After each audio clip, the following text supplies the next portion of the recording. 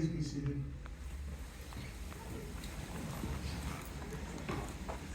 What a beautiful song, piece of music we start out with. I asked and said it's okay for me to explain to you where the song comes from, because I know many of you have heard the song. Many of you even know the words. The song was formerly written by a man by the name of John Newton back in the 1780s. John, along with his father and grandfather, were ship's captains. Their cargoes, humans.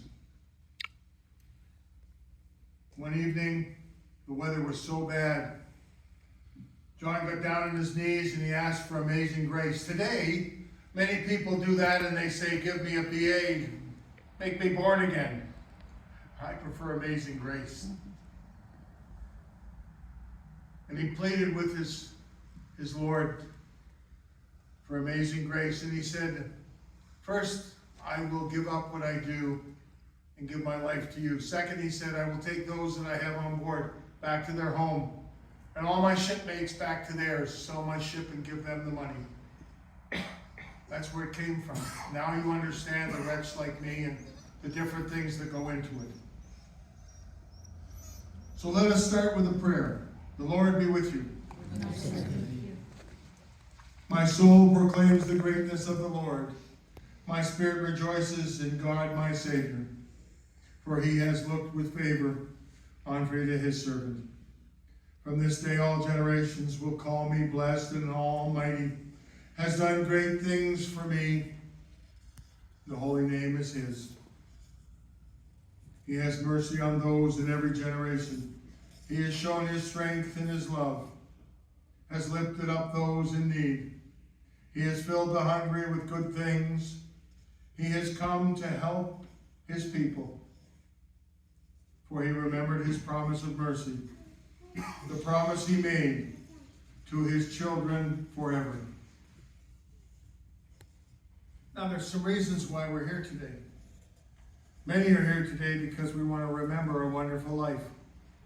All that made Freda who she was. All that delighted her and made her laugh. Moved her to tears. We call to mind the story of the many lives she helped along the way. And many of us are here to honor a most wonderful life today. Her outlooks and her strength, what gave her hope in the things that she believed in. We want to recognize her goodness, her uniqueness, and her own struggles in life. She shared with the rest of the world. But I don't know about you, but I think we're all here for one reason: to celebrate a most magnificent life. Connection with family and friends, all who loved her. We feel enriched for having known her and loved her.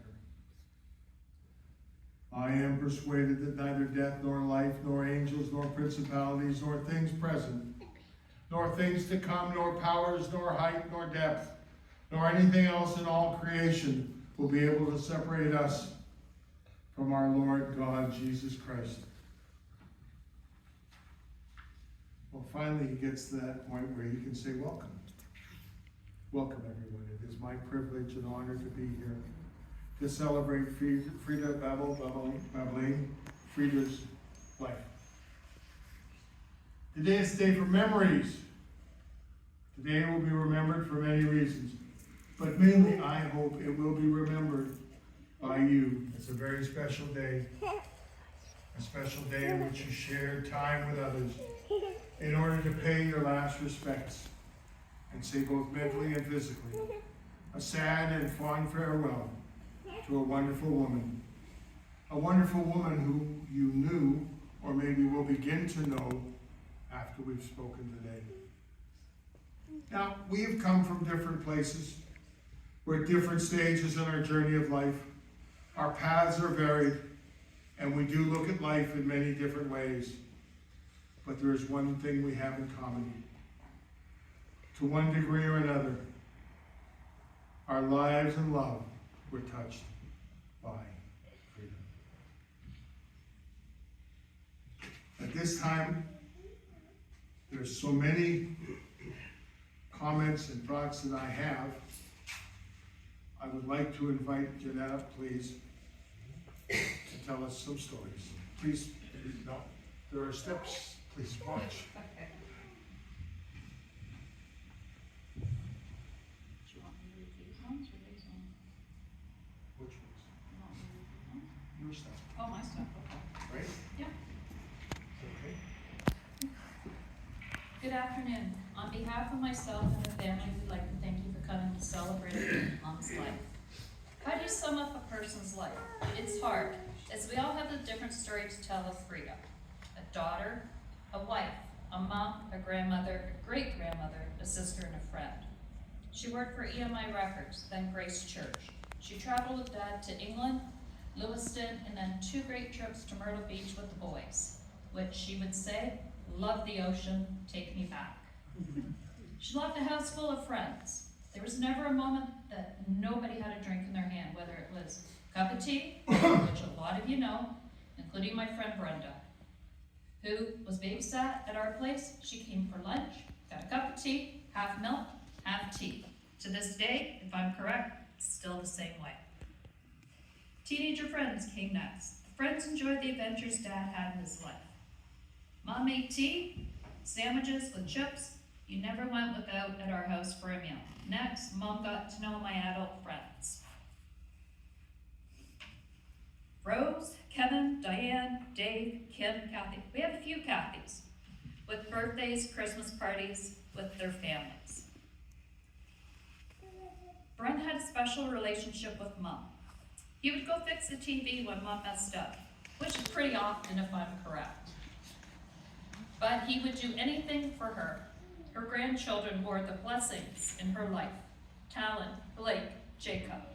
Mom enjoyed her time coming to our house, staying with Martin and myself. She always got a good meal. Martin's an amazing cook. She gained a 4th grandson, Jesse, which she loved just like the boys. So 4 grandsons, no girls. But Jesse and Laura had Aubrey. That's the one you hear. Aubrey is our girl, along with her sisters Addie and McKenna. My dad came to Canada, and Mom followed in August of '59. She arrived with her trunk and bags, then she packed her whole life in. They soon arrived and got married September 23rd, '59. Dad had been fibbing a little bit about his living situation. He sent her pictures of Dave Proctor's apartment, which is lavish. Mom's first saw his apartment and found it very rough around the edges, a bachelor pad. There were card parts in the oven. There were orange crates, which were his chairs he'd been using. So Mom decided, Ollie, we're going shopping. Soon after, they moved to Uncle Donald's house. Took care of Ricky McPherson because his mom was very sick. Mom had a special bond. They lived across the street from the Gooches. And as a person with a huge heart, she snuck into my Aunt Mary's house and picked up Lucille's dolls. Even though it was a mistake, as a wrongful act as it was, she actually made new clothes for all the dolls. And on Christmas morning, she was elated with her gift. The McPhersons, the Gooches, Mom and Dad, very good friends. Everyone knew that Mom and Dad would do anything to help anyone in need. She then went to help my godfather's family. When my Uncle Dave was very ill in the hospital, they had 3 children. She loved to read to them, especially John. She would say he had the best curls ever. And he was the golden child. Those were quote in Freda's words on that photograph. As I grew up, I spent many Sunday dinners at the Proctor's house, both with Rita and my Uncle Dave, or my godparents. We shared lots of fun times together, sailing, boating, throwing things down the laundry chute. And I can still hear my Aunt Rita Dale saying, "That's enough, Carol and Jeanette." Mom and Dad loved to socialize with the Simonses, the Moss family. There's never a moment that has been forgotten, going to Josie Zolak's and Frank's. Ice cream came, the kids came out. They knew Ollie came grocery shopping. Besides reading, Mom loved to knit. You must have been very special if you got a pair of mittens knitted for you. She also made them as gifts of others or sold them at the church bazaar. Mom worked at Grace for approximately 13 years, only ending as she wasn't ready to adapt to a computer. She wasn't fond of them. She was a very active member, president of ACW, active member of the Altar Guild. Some of her greatest times were returning and visiting England, loving to see the family. She also loved to visit the pub where she would always enjoy her nip or two of gin. The Chandlers, our extended family. What a great bunch they made you feel welcome as soon as you saw them. On this day, we still send Christmas cards and letters by mail. I realized this week how special this correspondent was to her. I think my mom has every card, every letter that any of you have ever sent her. I have a bathtub full of them. Talon, Blake, Jacob.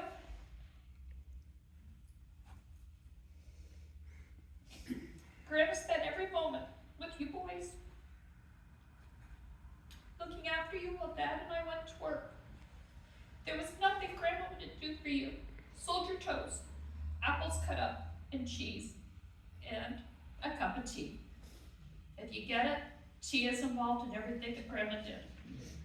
She got spoiled with love. She made snacks, watched TV, Zulu, and those monkeys. Mm-hmm. If you only knew what she said about those monkeys. And to keep Ted the teddy bear out of it too. You three graduated high school. She was never more proud of you. With your full-time jobs, which she was very proud of. Jessie, Freda was proud of you as well. 3 lovely girls, engaged to be married to Laura. She wishes she was here to see it. She's very proud of you. Thank you to all my friends who donated and brought baked goods that you'll all have today, just like Freda would have done at the church.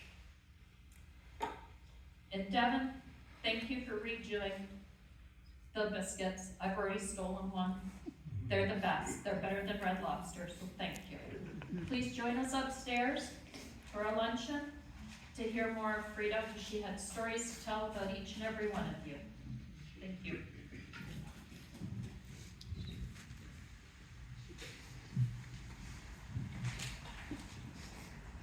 Beautifully done.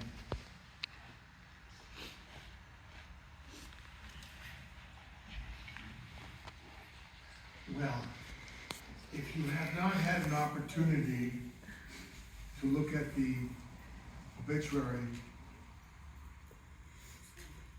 I'm going to take this time. There were so many on there. I've taken a bunch. But to be loved by so many, so allow me to present them. And in some cases, I'm going to paraphrase a little bit. Brenda, a friend. I've been part of the Lane family since Jeanette and I were in kindergarten together. Back in our school days, we went to lunch and the parents were eating. Freda took care of me. Jeanette and I would watch the Flintstones, eat sandwiches, drink tea, half milk, half tea. Well, it's right here again. I'd warm back up. I still drink my tea that way. So many wonderful memories. I'm sure they felt like they had 2 daughters. Freda, you're such an amazing lady. You were such an amazing lady. The Brent family. Freda is my mother-in-law. And I'd like to give my condolences to all family members and friends who have met Freda through her long life. We'll all miss her greatly. I've often been told that my wife Jeanette and I raised 3 amazing boys. And yes, you sure did. That's my comment. Talon, Blake, and Jacob. I was a truck driver for most of the years, most of the early years. Being gone early Mondays and coming back on Friday. Jeanette worked at Fortino's, and so Freda would stay with the boys, take care of them. The homework and cleanup and bedtime. She made an imprint on the boys' lives. Stephen, a friend, my condolences. In this difficult time, your mom was a great woman, especially putting up with us as kids, always offering a cup of tea. Michelle, a friend, in honor of our dear Auntie Freda, a life so beautifully lived, shining light to the family and friends, treasured memories. Auntie Freda, we know you're back in heaven, and you're by the side of your soulmate, Uncle Owen. God bless you. Tricia, a friend, our deepest condolences to Jeanette, the boys, the beautiful family. I'm sure you know back when we used to do those bowling days, not certainly feeling though, seeing her in the beautiful photos, love again. And that's from Trish and Cody and Shay. Jocelyn, family. You'll be missed, Auntie Freda. So many memories of you and Owen. Shared our lives and the weekends, the times we had. The Abbey family. Freda was one of the happiest ladies I will ever see and always had a smile on her face. One of the favorite memories was her 90th birthday. How happy she was to see everyone as they walked through the door. She listened to every single person who got up to speak. Rick, a friend, dear Jeanette and family. At first I was quite sad until I learned Freda's passing. It's never easy to lose a loved one. And yet in reading about her, I realized that she had the most wonderful time among us, especially when I read of her grandchildren. What a joy she must have experienced. In my memory, there are clear feelings of a warmth and love she and Ollie brought to our childhood home. Many holiday turkeys or Sunday dinners were shared with Aunt Freda and Uncle Ollie. Friendship with Dave and Rita. Sherry family, thinking of you always. Judy McKay, sending my deepest sympathies. I know you were close with your mom. It was an amazing daughter you are. I'm thinking of you, most difficult time. Hey.